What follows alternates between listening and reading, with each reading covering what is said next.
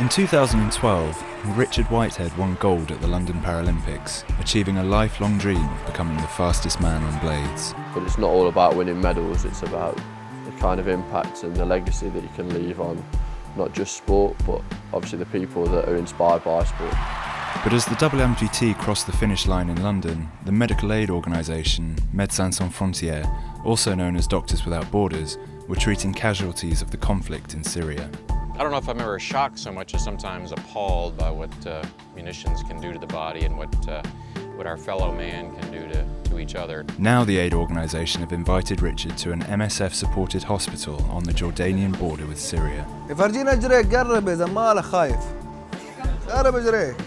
patients here have escaped Syria with their lives, but many have lost limbs. So how will they react to a professional athlete from Britain?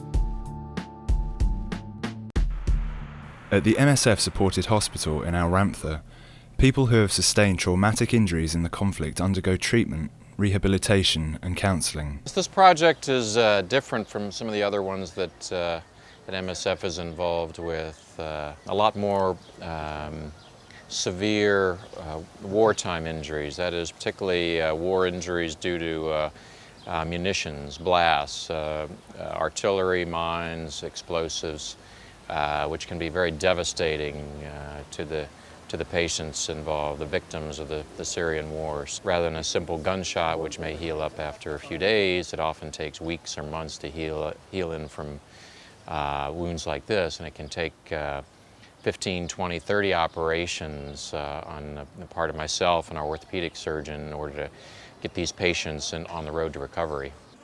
Today, Richard is meeting Ali, who was injured when a barrel bomb exploded near his house. Like,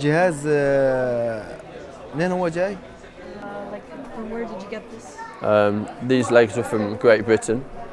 Can you give us? Each set of prosthetics is made specifically for the user. I'm above the knee, so I need a knee joint. You're below the knee, so you won't need a knee joint, you'll just need a socket and then a foot. Although Richard is now one of the world's most accomplished athletes, he grew up at a time when there weren't many opportunities for young people with a disability. When I was growing up, my parents saw the power of sport as a great opportunity to bridge a lot of those social barriers and those obstacles that I'd obviously have to overcome in my life would be lessened due to the power of sport. I learnt to swim when I was 4 and did gymnastics at an able-bodied gymnastics club up to the age of 14, and as I grew up, obviously started to change people's perceptions of what a person with a disability could and couldn't do. Whilst Richard was born with his disability and has worn prosthetic legs all his life, Ali is still getting used to the idea. Yeah, into the holes at the back. Have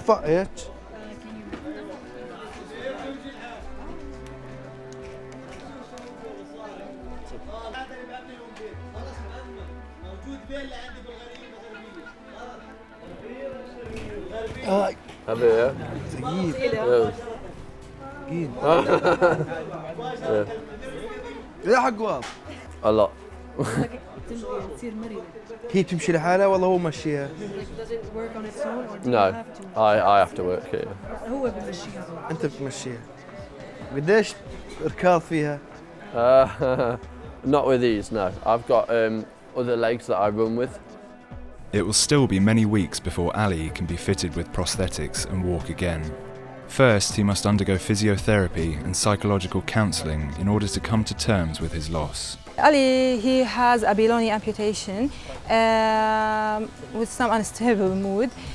As he and other patients who lose a part of their body, it's not easy for him. It's very difficult because he's young and he thinks about marriage, about work, about that, which interfere with his situation. I have to encourage him too much and push him to do that exercise in a way that's not give him I think that you are unable to do anything. Many patients who suffer a traumatic amputation are, like any great loss, are in denial that this has occurred to them, and they don't want to think about what life is going to be like without without their lower leg, for example. دكتور لما جيت على هون وشفت الحالة هاي يعني توترت كثير. لما شفت الحالة توترت يعني وأقول يعني مع الزمن ارتجب لي رجل وضع لا. When he came here, the patient had depressed about the future. He lost the limb below knee amputation, and he thinking about how to walk and how to live without the rest of limb. Although the hospital in Al Ramtha is less than 2 miles from the Syrian border, for Ali it couldn't be any further from the life he used to know. حياة كنت عايش فيها بسوريا. يعني في أحسن من الأب والأم؟ ما فيش. حياة كنا أفوت الدار ألاقي أبوي وأمي جوا بالدار، أفوت ألاقي أخوتي.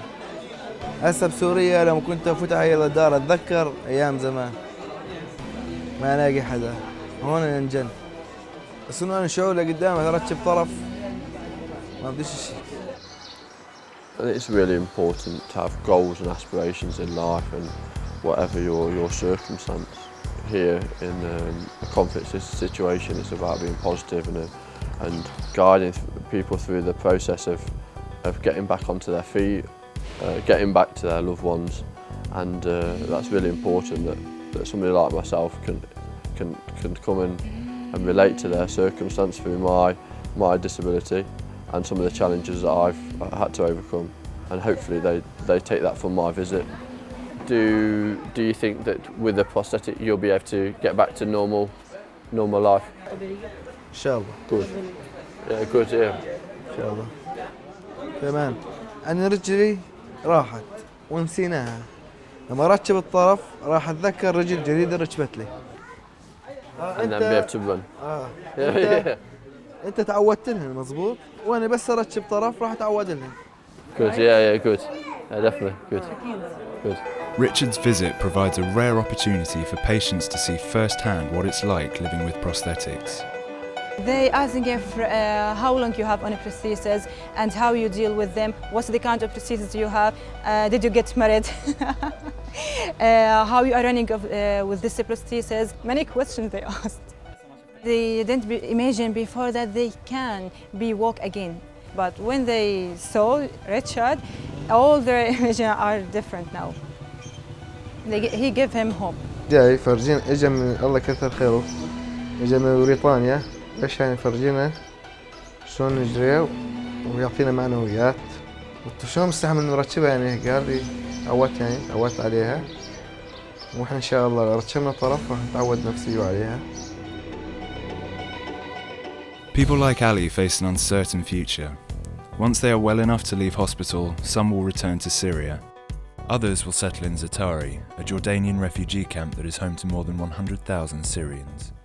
Here they receive ongoing treatment and rehabilitation from MSF and their colleagues at Handicap International.